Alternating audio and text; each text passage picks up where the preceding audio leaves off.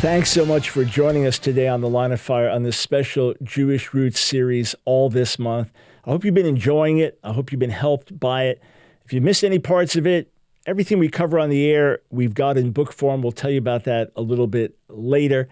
But thank you for being a part of this. And it's our prayer every day that we can come alongside of you as we are all in the line of fire today, all standing on the front lines. We want to come alongside of you, help equip you, help empower you, help you engage in the war where you are in such a way that you are an overcomer, that Jesus, Yeshua, is exalted through you, that light comes through you. Rather than you being part of the problem and me being part of the problem, we can turn around and say, hey, we've got answers through the gospel. We've got answers through the good news. We can tell you about a God who is always there. We can tell you about a word that is always true as we point them to the scriptures. If you're not getting my equipping newsletter, the Frontline newsletter, our second edition, just started it earlier this year. Second newsletter is about to go out. So go to thelineoffire.org, thelineoffire.org, and sign up for our emails today. Sign up for the Frontline newsletter.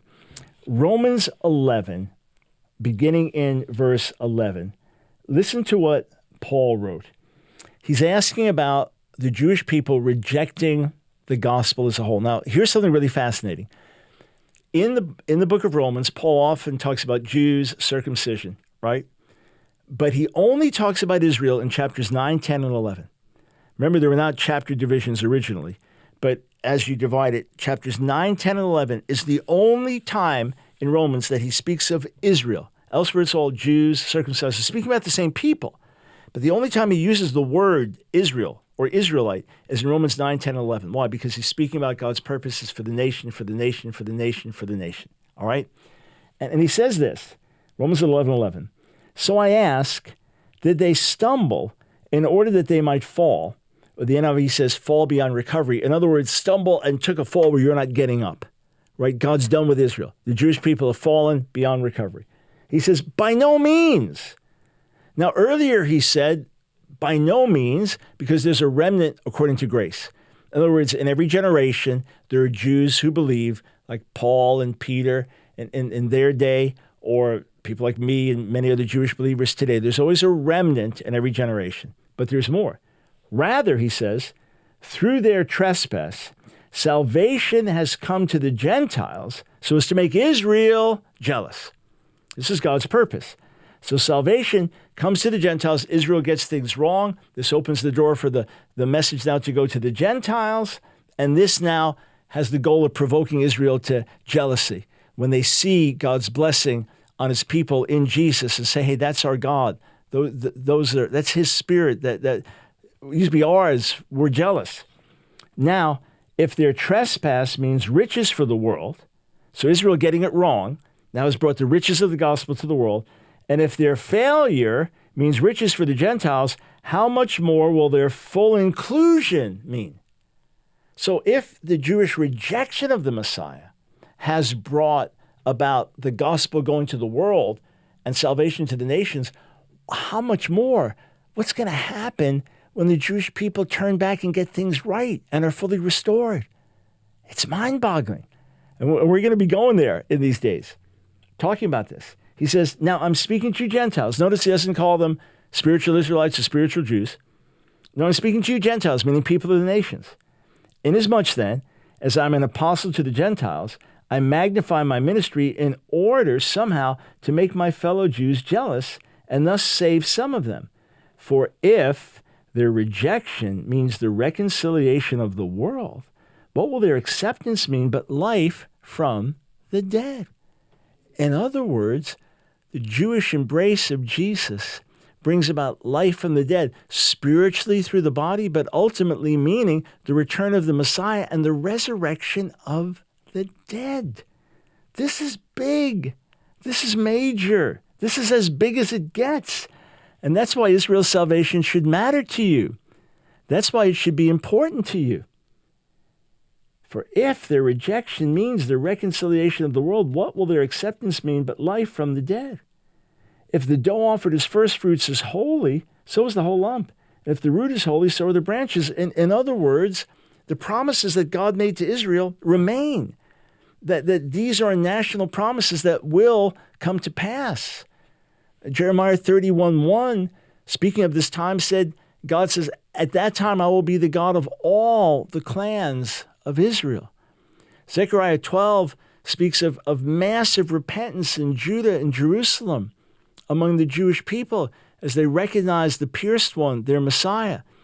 And Paul speaks of it later in Romans 11:26, says all Israel will be saved. Speaking of non-believing Jews, the ones that are hardened in part now, the hardening will be lifted. The veil will be lifted. To take the image of 2 Corinthians 3, the veil will be lifted. And eyes will be opened to recognize the Messiah.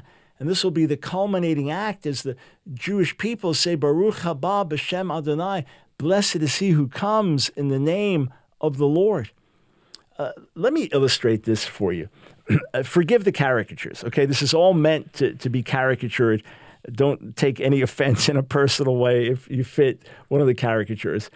But it's the streets of gold in the New Jerusalem. So the whole thing is a silly made-up story to illustrate a point. And there's a guy who was a Texas evangelist, and he's still got his cowboy boots and his cowboy hat. And a big, tall, strong guy. And there's a little Jewish guy with the big nose and glasses. I know you're not going to have glasses. And I get all that. It's just a little joke to illustrate a point, all right?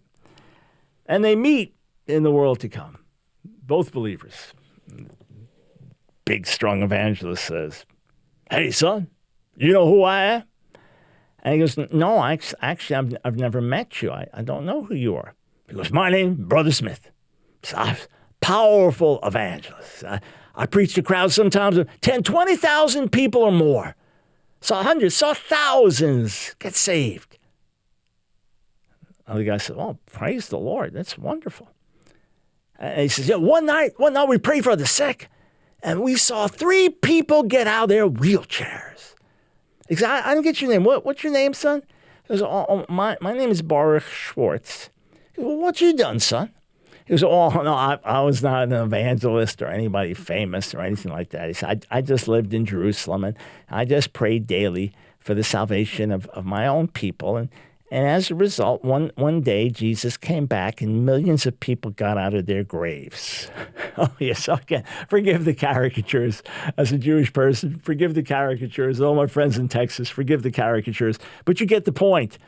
We're not just talking about people getting out of wheelchairs. We're talking about the resurrection of the dead. And this happens when Israel is saved. And Israel is saved on the heels of Romans 11:25, the fullness of the Gentiles coming in.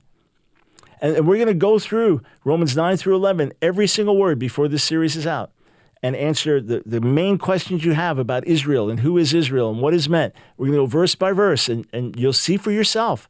You'll see for yourself. It's crystal clear. When Paul says all Israel will be saved, he's talking about the national turning of the Jewish people at the end of the age. And with that, the return of the Messiah. And with that, yes, the resurrection of the dead. Talk about big. Talk about wow. So we've shared some of the tragic history of the church and the Jewish people, just some little snippets to give you a picture.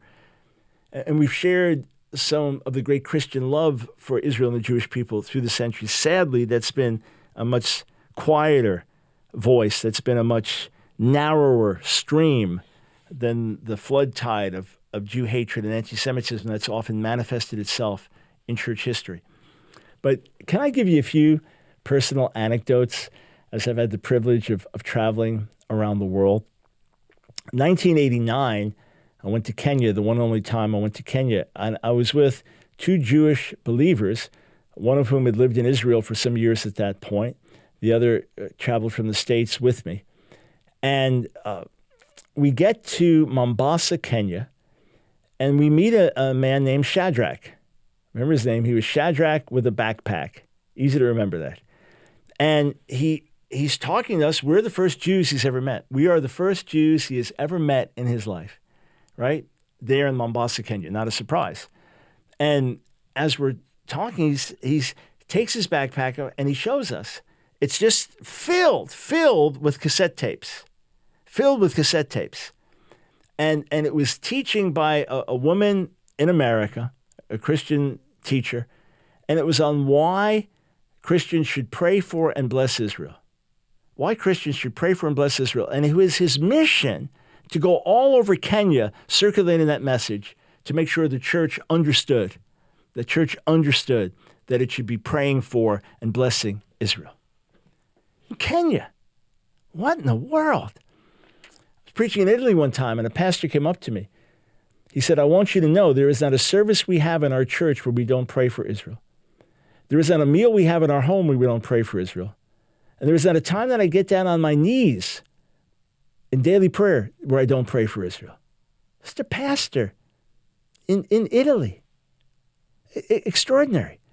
I mean, I could go around the world and tell you stories. In fact, I'm going to take a quick break now.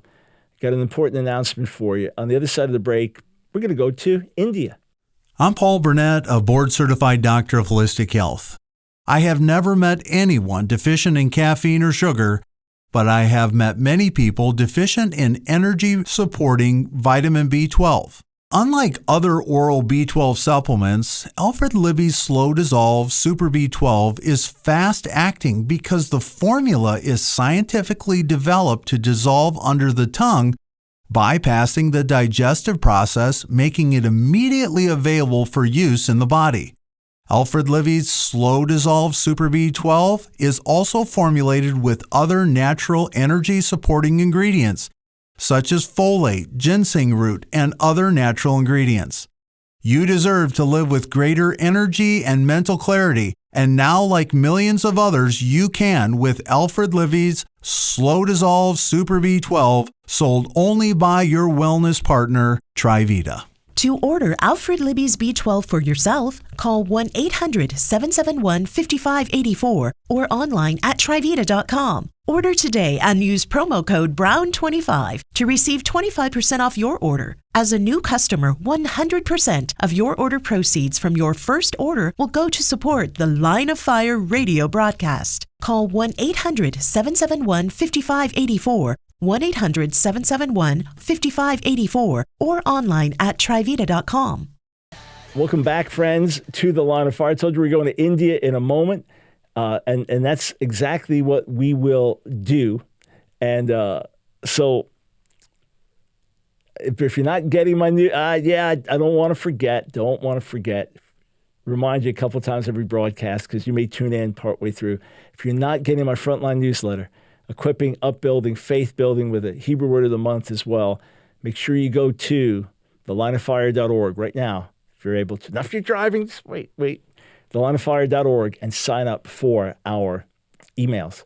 Okay, and this way you'll get the Frontline newsletter, next edition, as soon as it comes out. So 1993 was my first trip to India. I had the privilege of going there 29 times. I was there with my wife, Nancy, who's also Jewish. And then another sister was traveling with us who's Jewish, and another couple, Italian couple. So Italian-American. So five of us. So we're out in, it's like a tribal village. I mean, to me, it's the kind of stuff you read about National Geographic. I mean, it's just way out. And I'm talking to one of the Christians there, and he's telling me for 20 years, they've prayed for the Jewish people, and they celebrate the Jewish feasts and holidays. Like, are you kidding me? Where'd you get that from? Then we're scheduled to have a meal, have lunch at the home of a government worker there in India. He and his wife, Christians. And his wife was so excited that she had Jews coming over because 3 out of the 5 of us were Jewish. She was so excited that Jews were coming to her home. She was up all night and cooking and preparing, couldn't sleep. And we go over to the house, and the husband greets us at the door. And he says, "You are the second Jew to come into my home." He said, "The first Jew was Jesus Christ." In India. I thought, how absolutely beautiful is that? Korea. I make my first trip to South Korea in 1990. And a flight was delayed leaving, flew into Detroit, then out of Detroit with my translator, Dr. Yu. We get into Seoul, like 14-hour flight out of Detroit. I'm pretty zonked. Now I got to wake up early in the morning. Come on, Dr. Brown, we got to go. We're going to visit one giant church. I wanted to see what was happening there and the power of what God was doing there, be there. And then I had to go preach the first meeting at another church. And I'm zonked. I'm zonked. We're sitting around having lunch afterwards. And they said to me, Reverend Brown, what are you discerning? I said, I'm not discerning anything. I'm too tired. So let me take a nap, then I'll discern tomorrow. Anyway, we were staying in suburbs of Seoul, and all the signs were Korean. But I just happened to notice one sign not too far from where we were that said pizza in English. And in those days, pizza was like my staple diet when I was eating unhealthily. Plus, I didn't like to try any new foods. So, what am I going to eat in Korea, right? So my translator's trying to wake me up. It's late afternoon, Sunday. Dr. Brown, we need to go get dinner. I said, let me just sleep a little more. Hour later, Dr. Brown, we better go. Finally, it's like 8 something in the evening. He manages to wake me up. And he said, where do you want to go? I said, well, I saw a place that said pizza. He said, okay, we go over there. So we walk over. And the guy said, no, we're closing now. We're closing. He said, but if you go down this block, turn this way, go over here, kind of like obscure. We never would have found it. You find another pizza place. They're still open. And he said to me, very unusual. They normally don't help you like that. Very unusual. So we go into this other pizza place, which we never would have found if I didn't get up so late. Now this place was closing. We just wouldn't have seen the other one, wouldn't have known where it was. We go in there, and there are only 2 other people there. Just 2 people in the pizza place. But they're not Korean.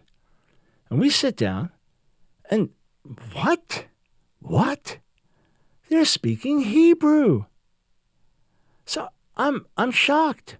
2 Israelis. I've been in Seoul for 24 hours or less, and I meet 2 Israelis?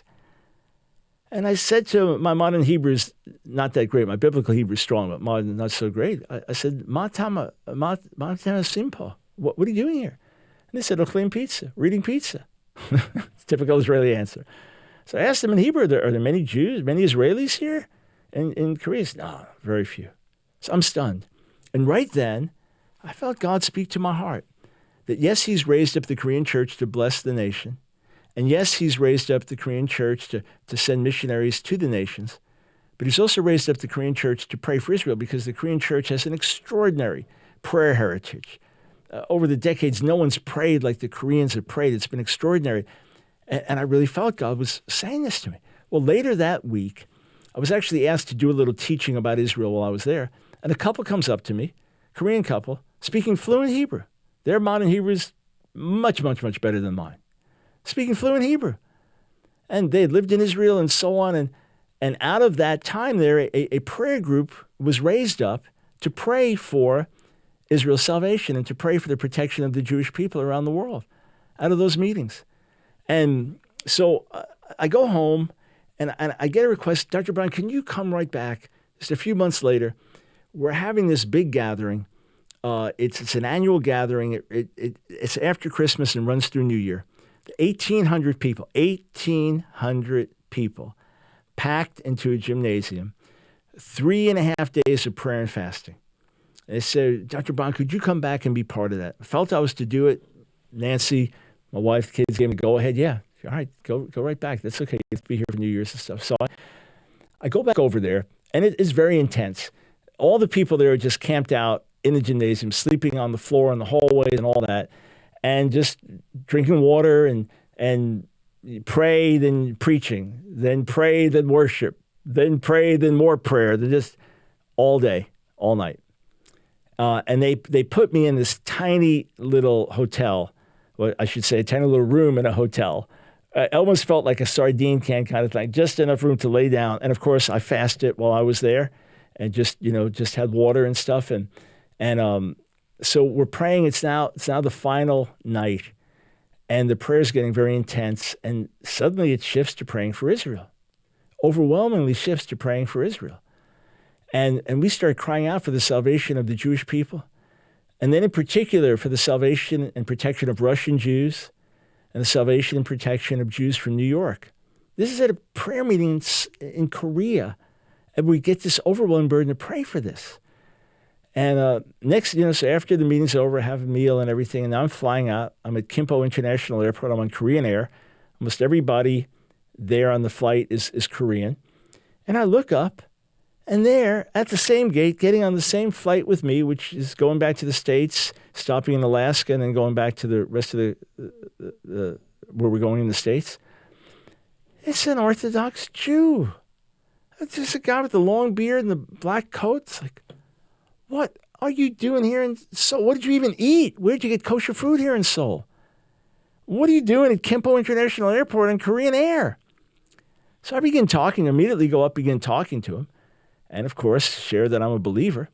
So he pushes back, and we actually spent an hour talking at Fairbanks, Alaska during the layover. He began, he pushes back and he says, just go ahead, believe what you want to believe. It's you do the easy thing. In other words, you don't have to keep all the commandments of the Torah, all the traditions that we keep as traditional Jews. You just have your easy faith in Jesus thing. I said to him, it's not always so easy. I said, I was just with 1,800 Korean Christians, and we were fasting and praying for 3.5 days, just crying out. And we were praying for you, Jewish people. Now, I knew the moment I saw him, I just sensed it. The moment we started talking, he's a New York Jew. And we've just been praying for New York Jews. And I said, by the way, where are you from? He goes, New York. I mean, I knew it. I was just asking as a technicality. Well, I had on my first 5 trips to South Korea, every single trip involved an encounter with an Israeli and/or Orthodox Jew. Every single trip. And the last one, being the most dramatic of all in 1993, there was one man on the planet that I knew, one man on the planet that I had met who was an ultra-Orthodox rabbi and a secret follower of Yeshua, living in Jerusalem. This is 1993. One man on the planet that I knew of. Right before that trip in 1993, right before that trip, I had met with a 17, 18-year-old ultra-Orthodox Jew that was putting his faith in Jesus, Yeshua, and we were trying to help him. And he got kidnapped by his own family. And while I was there on that trip, God gave me the assurance that he was going to make it. Today, he's on fire and serving God and doing great Jewish outreach. Amazing, amazing story. But at that time, precarious. He just disappears. We can't find him anywhere. We don't know what happened. I go to Korea, and God gives me an assurance he's going to make it. And as a token, as a sign, I land in Detroit. And there, at the gate, as I walk over, is that one rabbi, the one man that I knew on the planet that had a similar story to this young ultra-Orthodox Jew. Here he was. We happened to meet there at that gate in Detroit. The one person on the planet. And it was God reassuring me, Israel shall be saved, and this young man shall be saved. Friends, God's faithful, and we're going to see it happen. This is Dr. Michael Brown. Thanks so much for tuning in. Just a reminder that we are listener-supported. If we have been a blessing to you, if you're being enriched in the Word and prayer in your own walk with God through this broadcast, then stand with us so that we can reach many, many more and bless many, many more. Together, friends, we're making a difference. So go to thelineoffire.org, thelineoffire.org, and click Donate.